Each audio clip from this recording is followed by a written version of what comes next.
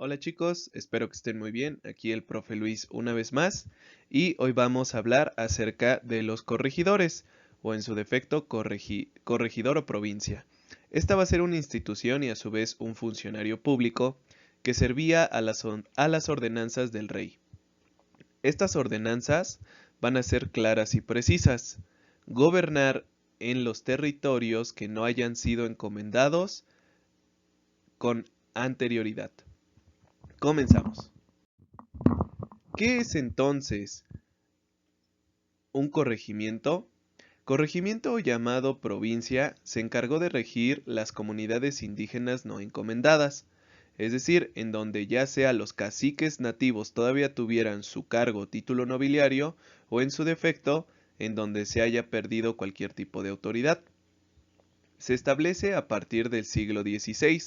Ahora, el corregidor no era cualquier persona. Era un oficial nombrado por el rey o por el virrey para poder gobernar ese territorio. Además, es una demarcación territorial con fines administrativos. ¿Qué se administraba, chicos? Se administraba el tributo principalmente, pero también el repartimiento de tierra y el repartimiento de trabajo como nosotros ya lo vimos. Las características. Se compone o se componía en su momento de un alcalde mayor. Este es la máxima autoridad en la región o territorio determinado por parte de la corona española. A este alcalde mayor se le anexaban funcionarios auxiliares que lo ayudaban a llevar a cabo las labores que le habían encomendado. En su defecto, lo habían responsabilizado. Dato curioso, muy pocos corregidores llegaban a todas las comunidades que tenían que gobernar, por consiguiente utilizaban a funcionarios indígenas que realizaran su trabajo. De hecho, solo se le podía ver al alcalde mayor una vez al año. Poseía atribuciones de gobierno y administración de justicia, es decir, va a administrar la riqueza, pero también va a impartir la justicia. Pero, aquí, ojito y claro, él no puede hacer sentencias, él solo puede hacer, realizar, llevar a cabo la sentencia, es decir, el castigo. Él no las hace. Para eso está un tribunal judicial. Se encargaba, como les dije, del cobro de tributo real, es decir, no se encarga del tributo que va al virrey, no se encarga del tributo que va al encomendero, se encarga única y exclusivamente del tributo que va dirigido al rey de España. En un primer momento, estos tributos, como se los vine diciendo desde hace 3 clases, se recaudaban de forma en especia. ¿Por qué? Porque hasta ese momento era la costumbre de los indígenas. Posteriormente, ya en el siglo XVII, poco a poco se va modificando la manera y método de pago del tributo y este empieza a ser ya en moneda. Acuérdense, espero ver en su dinámica cuál era el nombre de la moneda en Nueva España. Recuerden que lo hablamos en nuestra reunión de Zoom. También tenía el nombramiento de capitán general. ¿Qué quiere decir capitán general? Pues obviamente que en una situación de guerra, invasión o sublevación, él tendría que ayudar a los españoles a apaciguar o vencer cualquier tipo de problemática social. Por eso es que tenía el título de capitán general. Sus responsabilidades. Primero, tenía que ejecutar las órdenes del cabildo. Son las tortillas. Ejecutar las órdenes del cabildo. ¿A qué hace referencia esto, chicos? Algo muy sencillo. Como les había mencionado con anterioridad, el cabildo es el que va a dictaminar ciertas políticas administrativas o ciertas políticas judiciales y quien lo va a llevar a cabo, es decir, quien va a ir y lo va a aplicar, va a ser el corregidor.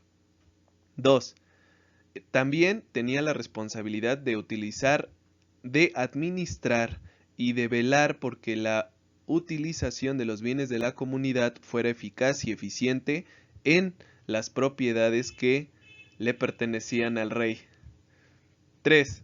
Tendría que castigar a los criminales o delincuentes que el cabildo en su momento haya culpabilizado. 4.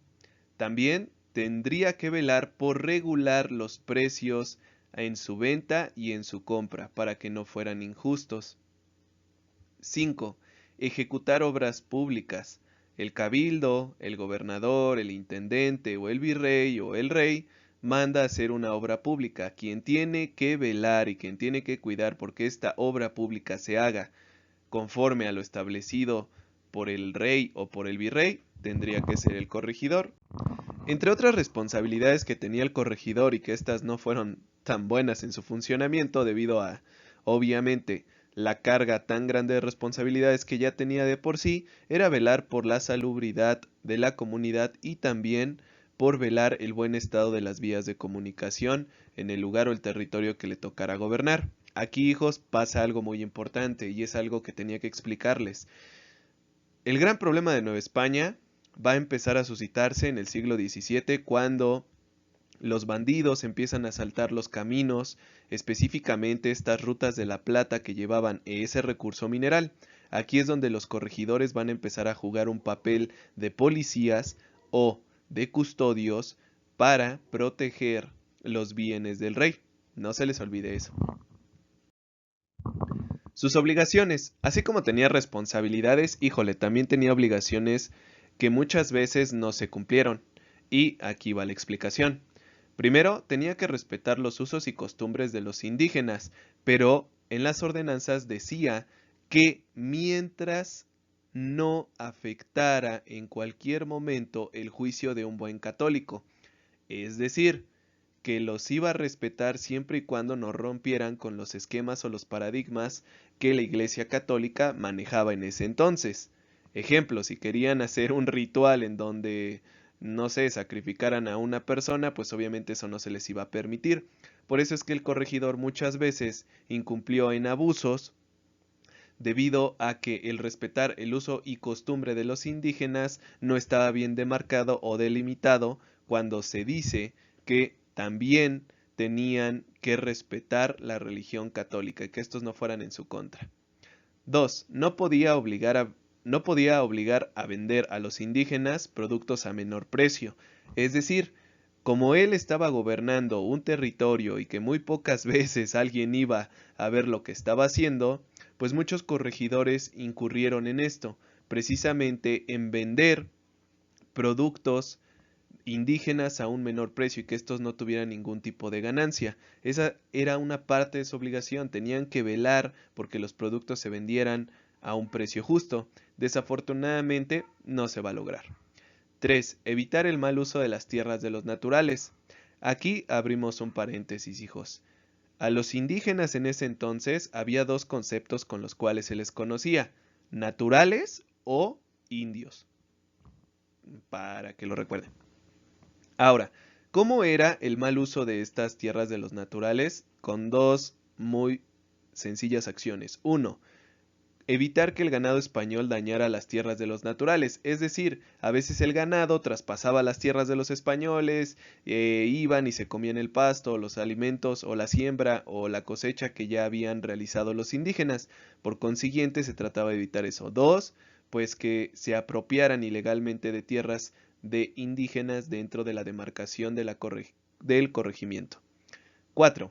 El repartimiento forzoso de mercancías a los naturales. Bueno, pues aquí es donde incurren más acciones o más vejaciones en contra de la población indígena.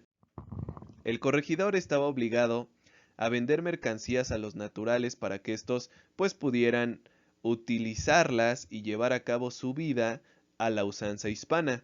Desafortunadamente, lo que pasaba es que los corregidores les vendían estas mercancías a un precio exorbitante y muchas veces les vendían mercancías que en realidad los indígenas no necesitaban.